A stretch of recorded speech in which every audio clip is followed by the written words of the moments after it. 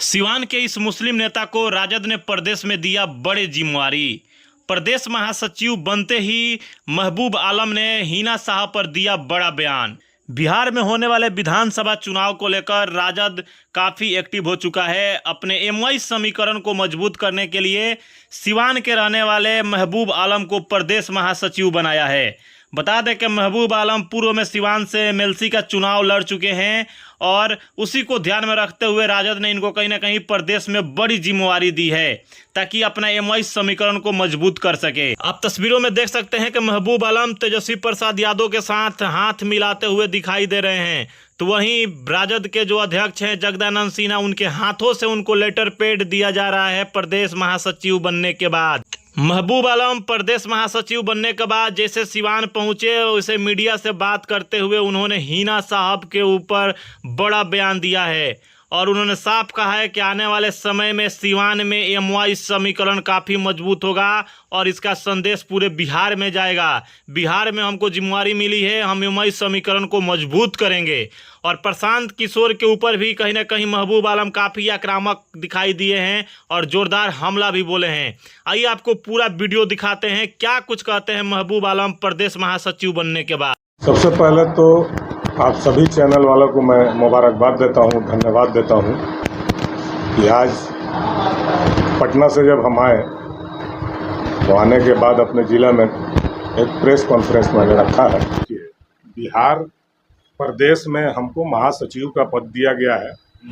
सिवान में जो कुछ भी हुआ है थोड़ी सी नाराज़गी थी, वो नाराज़गी घर में भी होती है, भाइयों में भी होती है, हर इंसान से होती है। वैसा कुछ नहीं है कि पार्टी से कोई भी लोग अलग है। एमवाई समीकरण जैसे था आगे भी जो है इससे ज्यादा मजबूती में रहेगा, ये मेरा वादा है। और लोग जो है ना कटे नहीं हैं ना बटे हैं। अभी होने वाला जो विधानसभा चुनाव है उसको लेकर दिखाई दे रहा है कि सभी पार्टियां अल्पसंख्यक समाज के वोटरों को डेरा डंडा डाली हुई है।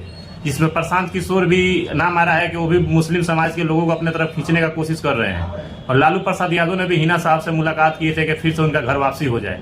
आपकी क्या कुछ रणनीति रहेगा इस समीकरण को मजबूत करने के लिए? देखिए, सबसे बड़ी चीज ये है कि आप एक चीज मैं बता दूं आपको कि लालू यादव ने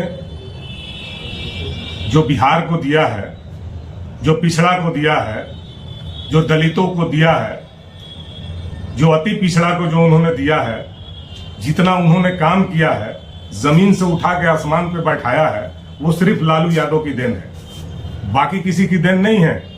आज लालू यादव बीमार हैं, आज बीमार हैं, थोड़ा कमजोर हो चुके हैं, मगर पार्टी कमजोर नहीं हो चुकी है। पार्टी अभी भी वैसे ही है, पार्टी में मजबूती वही है। आज तेजस्वी यादव को कमान दिया गया है, वो कमान संभाल रहे हैं। ऐसा नहीं है कि वो कमान कमजोर पड़ा है। कुछ लोग जो है, कुछ लोगों की नाराजगी है, वो नाराजगी भी दूर हो गई है। और एमवाई समीकरण कल भी था, आज भी है और कल भी रहेगा।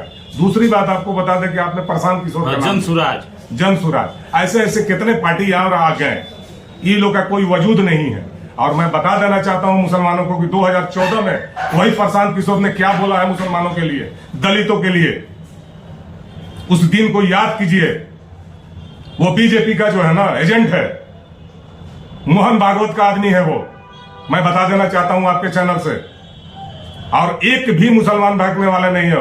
वो 50% टिकट देके मुसलमानों को बहलाना चाहता है, तो वो भूल जाए। मुसलमान अगर सच्चा मुसलमान होगा, सच्चा दलित होगा, तो एक भी उनके साथ नहीं जाएगा। और आज भी मैं बता देता हूं कि 2025 में फुल बहुमत के साथ आरजेडी आएगी और तेजस्वी यादव मुख्यमंत्री बनेंगे, मैं आपसे वादा करता हूं। और जहां तक प्रशांत किशोर की बात है, वो सब फंडिंग वाले पैसे से है, वो फंडिंग का पैसा जो घूम रहा है मार्केट में।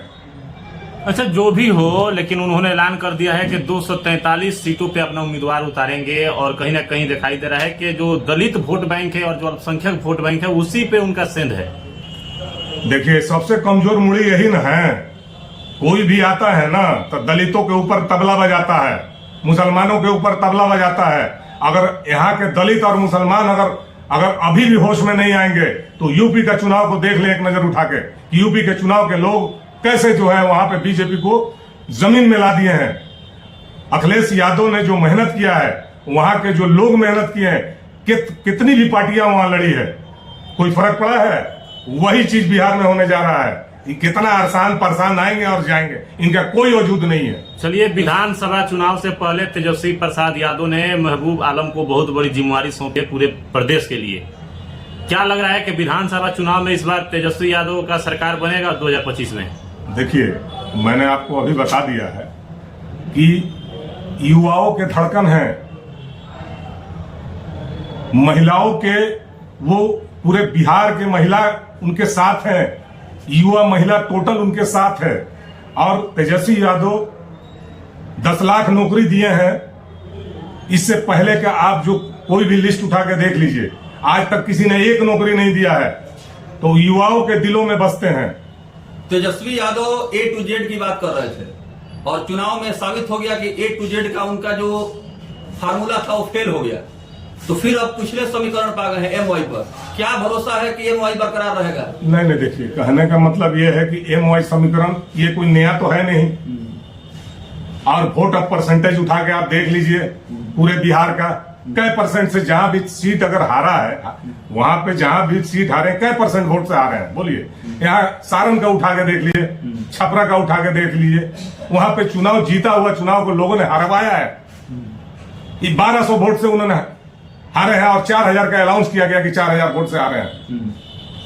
वहां की अक्सरियत नहीं थी, वहां पे यादव की और मुस्लिम की टोटल अक्सरियत थी और दोनों वोट उनको मिला है। ऐसा नहीं है कि नहीं मिला है उनको वोट। राष्ट्रीय जनता दल के लिए जो योगदान सिवान के पूर्व सांसद डॉक्टर मोहम्मद शहाबुद्दीन साहब का रहा, उनको कोई तरजीह नहीं दी गई। चुनाव हारने के बाद थोड़ा सा संबंध बनाने की बात हो रही है। जहां तक बात है कि थोड़ी सी नाराजगी थी, शहाबुद्दीन साहब का हुआ कि नहीं हुआ ये सब लोग जानते हैं। और ऐसा नहीं है कि लालू यादव शहाबुद्दीन साहब के साथ नहीं थे या शहाबुद्दीन साहब लालू यादव के साथ नहीं थे।